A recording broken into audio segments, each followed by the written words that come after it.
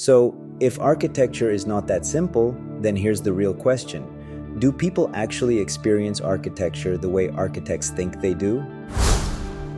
Or have architects sometimes been designing more for other architects than for people?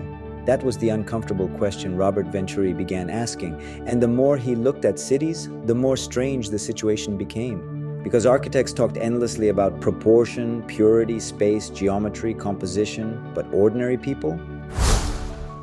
Most people never experience buildings that way. They're not standing outside a building studying proportions. They're not analyzing facade rhythms. They're just trying to live, trying to find the entrance, trying not to get lost, trying to understand where to go. And Venturi realized something important.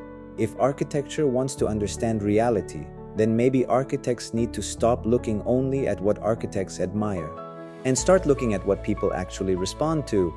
And that led him somewhere unexpected. Not to museums, not to famous monuments, not to elegant modernist buildings, but to ordinary places, shopping strips, parking lots, roadside motels, billboards, casinos, fast food signs.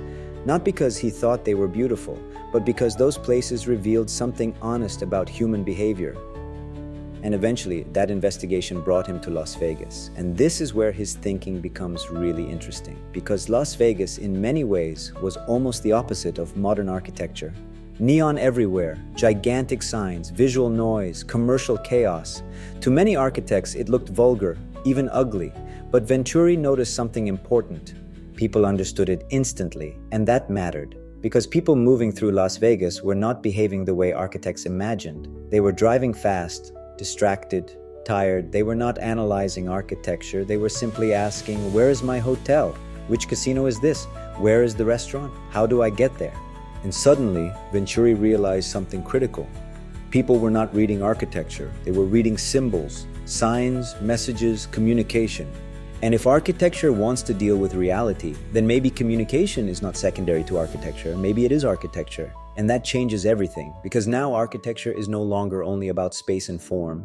It also becomes about meaning, recognition, clarity, about what a building communicates to everyday people. And this observation would eventually lead Venturi to one of the most influential ideas in postmodern architecture, the duck and the decorated shed. Because maybe architecture is not only about form, maybe architecture is also about communication.